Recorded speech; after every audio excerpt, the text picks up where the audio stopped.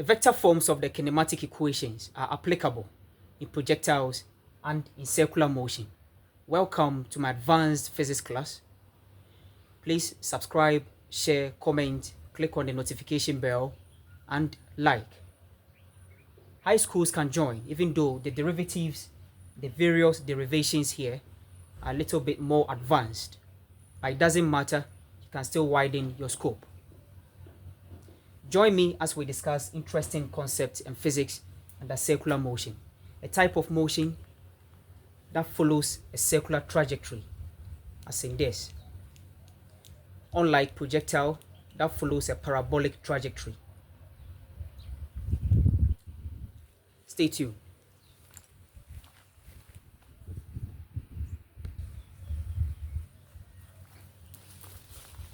The most important kinematic vector is the position vector.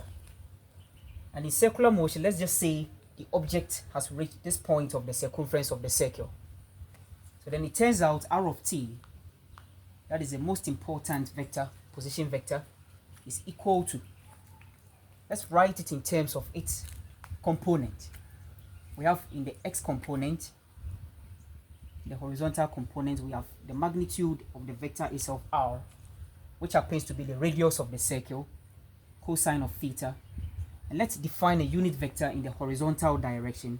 Let's call it I. So I. Likewise, in the vertical direction, we have r sine of theta. Let's define the unit vector in the vertical direction, j.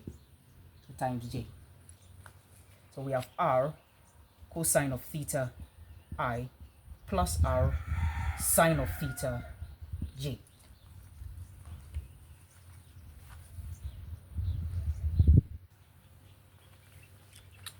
So every other vector will be got by taking the derivative of the position function. So r of t, still a vector, is equal to factorizing the magnitude r out. We have cosine of theta I plus sine of theta j. And this quantity cos theta I plus sine theta j is a unit vector in the radial direction. If we define the unit vector along r itself as r roof, that r roof can be expressed in terms of cos theta and sine theta. In the respective direction, we have I and then j. So the position function r of t is equal to its magnitude towards a unit vector radially outwards, originating from the center of the circle, then outwards. Let me unbox this and unbox that. These two are really important.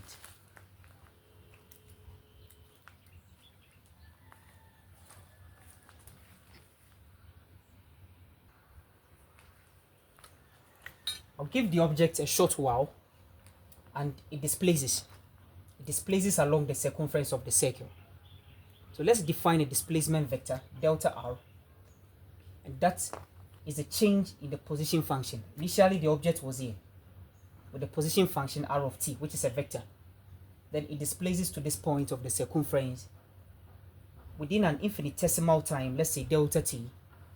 Then we will have a new position vector, r of t plus delta t, which is also a vector.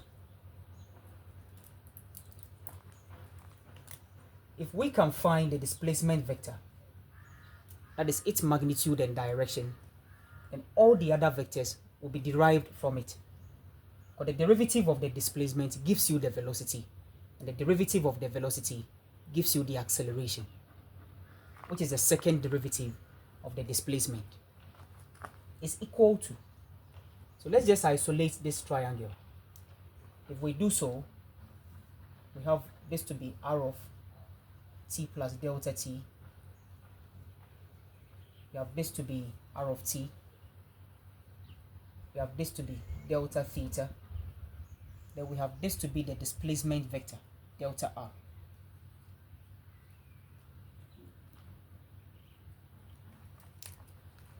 What is the magnitude of the displacement vector, delta r? Now, it is going to be proportional to the displacement in the form of angle. Let's define some terms. Now, delta theta, or simply theta, is defined as angular displacement.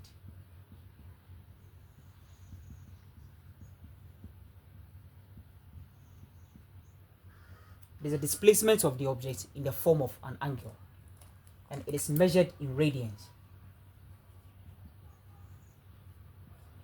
Now, simply a radian is an angle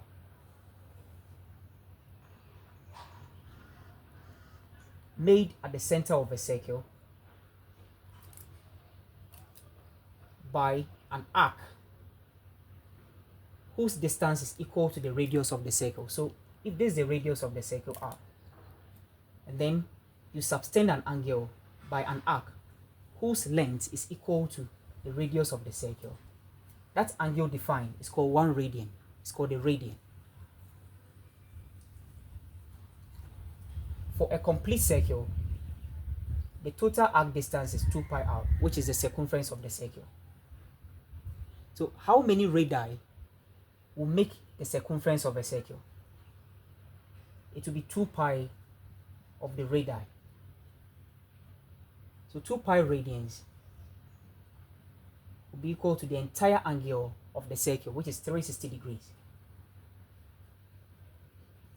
So then it turns out that pi radian is equal to 180 degrees. So radian is a new way of measuring angle, where a radian is defined as an angle subtended at the center of a circle by an arc whose distance is equal to the radius of the circle. So how many radii will make the whole circle? It will be 2 pi of them. So 2 pi radians is equal to 360 degrees. So now we are working in radians, and henceforth we are working in radians. So delta r is equal to delta theta in radians times the magnitude of the position vector. If the displacement is so infinitesimal, then it makes a straight line instead of a curved arc distance. If the displacement is so small or minute, then it will be a linear distance. So times the radius of the circle. So delta theta times r. In which direction? Tangential to the circle. But let's be explicit here. Let's define another unit vector along the tangent of the circle at that point. Let's call it theta roof. We choose theta roof because it turns out that that unit vector is pointing at the same direction at which the angle changes. So we call that theta roof. What is theta roof? So let's isolate the displacement vector delta r. Let me put it here and introduce our theta roof. What is theta roof? So let's put our Cartesian plane here. This same Cartesian plane, let's put it there. Then this position vector r, let's just write that it makes an angle theta with the horizontal. So if this angle is theta, and knowing that this Cartesian plane and the tilted one have the same origin, then this angle is also theta. It is below the scope of this class to explain why this too is theta. In the previous videos, I have done that. So this is theta, this is also theta. So what is theta roof? It has a component in the vertical direction and a component in the horizontal direction. So theta roof is a vector, a unit vector, with a component sine theta, but in the negative x direction.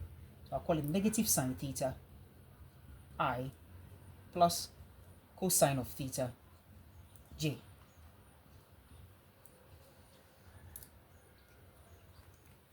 We want to know the unit vector theta roof. That is a unit vector tangential to the circle at a given point.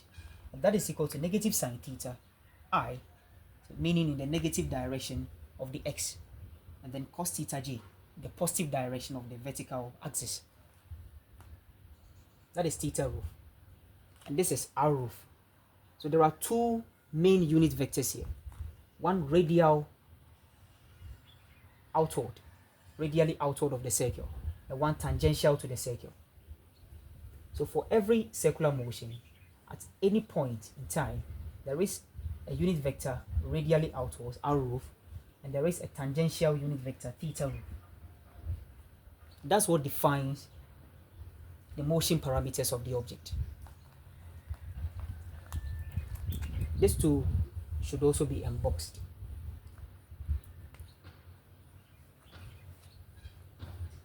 We can rewrite delta r by introducing what theta roof really is.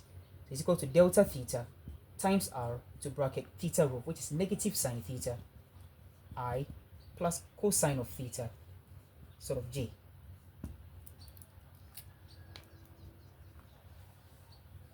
It can be written in terms of theta roof or the explicit formula or expression for theta roof. Let's take derivatives. So derivative of the displacement vector, which is tangential to the circle, is dr dt, because a vector is equal to, and because it is a linear parameter, delta r is linear, and we are familiar with that. In motion, we have treated 1D motion, which is a linear parameter. So it's equal to v. It's a velocity vector, which is equal to. So we take the derivative of delta theta. It is a function of time. The angle keeps on changing as a function of time. So it's equal to d theta dt times r. In which direction? Theta roof. Let's give the theta dt a name. We give it the name omega. And omega is a new quantity called angular velocity. It is a linear velocity expressed in terms of an angle.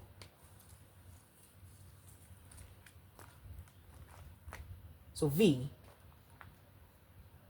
which is a linear velocity along the circumference of the circle at any point in time, it is a function of time, is equal to omega, which is also a function of time, times r, radius of the circle. In which direction? Tangential to the circle, theta roof.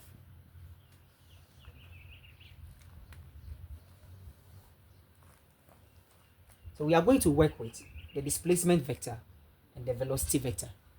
Let's see where it takes, or they take us to.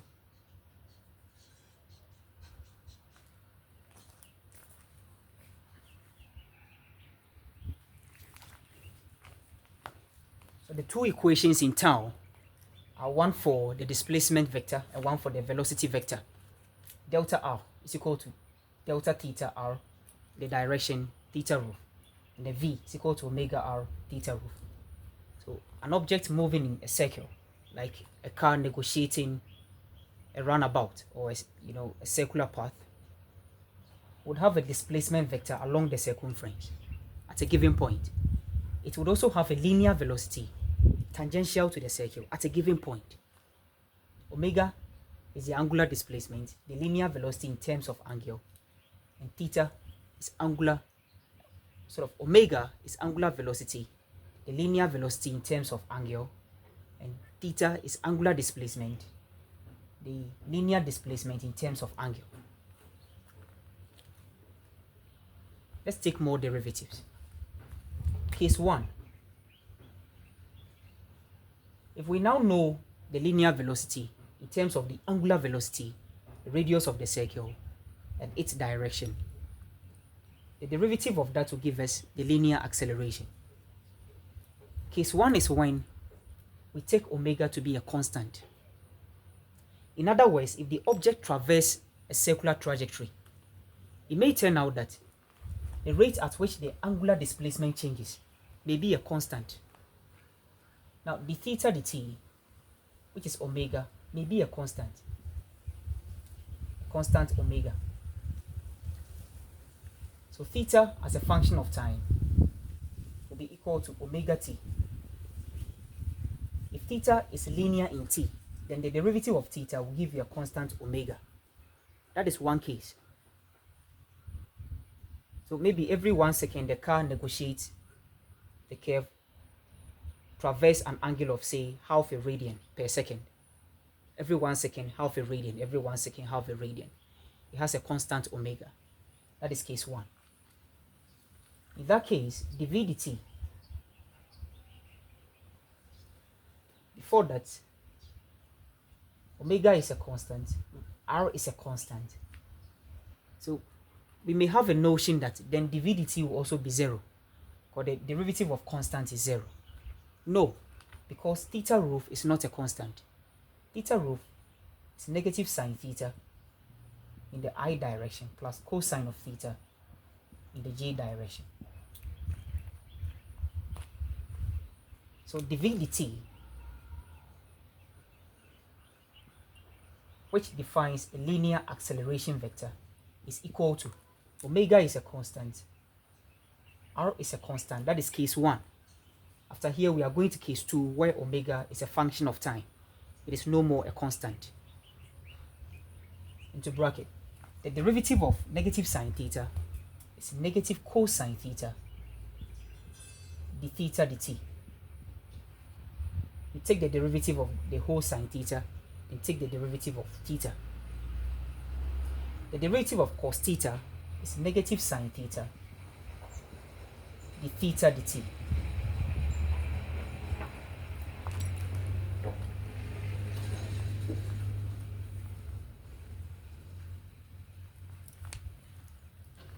Bringing the unit vectors, we have I, then we have j. But let's see something. The theta dt is omega, the constant omega. So then it's equal to, factorizing that omega out, we have omega squared r into bracket negative cosine theta I minus sine theta j. Now we can factorize the negative out, and then get negative omega squared r into bracket cos theta I plus sine theta j. That is a linear acceleration vector. If we could recall, cos theta I plus sine theta j is a unit vector radially outward along the position vector r. So we write this one as negative omega squared r roof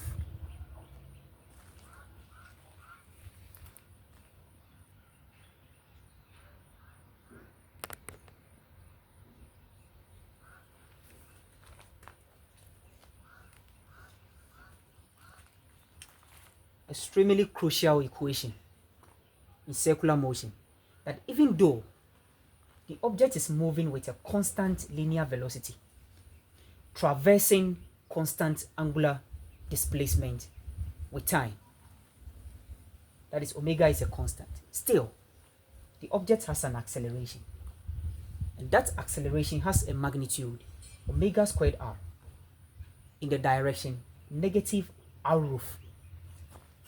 That is, if this is r roof, the direction of this acceleration is the negative of that r roof. It points radially downward towards the center of the circle. So circular motion is defined as the motion of a particular object whose acceleration is directed towards the center of a fixed circle, or towards a fixed center of a circle. So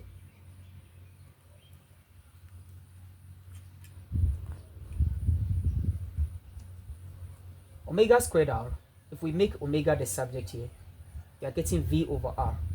If we put v over r here, then a can also be written as v squared over r, still in the direction r roof, negative r roof, towards the center of the circle.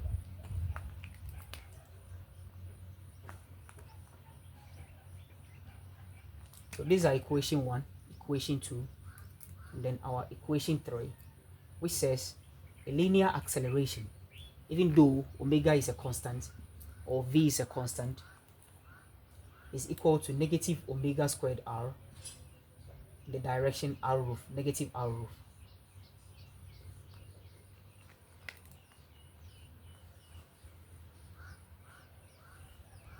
So the only thing that defined this linear acceleration was this theta roof. Omega is a constant, r is a constant, but theta roof wasn't a constant. At one point in time, theta roof will be pointed this way. At another point in time, you have theta roof changing direction. Whenever the velocity changes direction, you see, velocity is a vector quantity. It can change in two ways, either with the direction or with the magnitude itself. In this case, the magnitude is not changing, but the direction theta roof is changing all the time. And that defines the acceleration vector, omega squared r.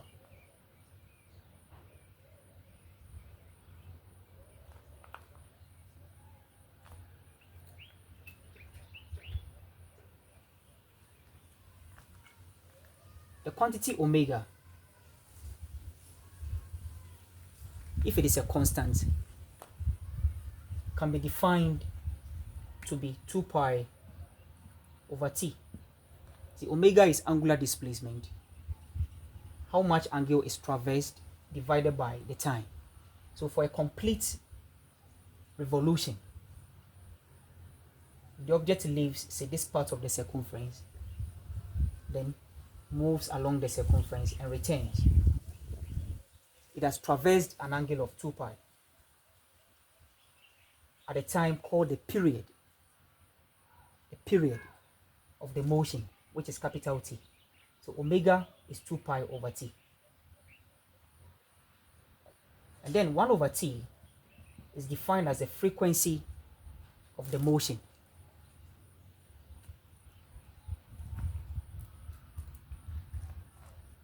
The frequency is a number of revolutions per second, and the period is a time for a complete revolution.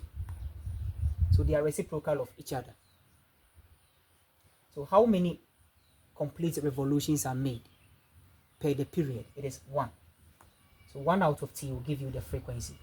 So then omega can also be written as 2 pi f. This can only be written when omega is a constant. When omega is not a constant, you cannot have this explicit formula.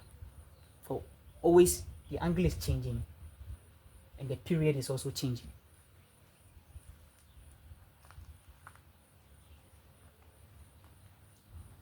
It is time to look at case 2, where omega is a function of time. It is not a constant, but still r is a constant, theta roof is not a constant, and v is not a constant if omega is not a constant.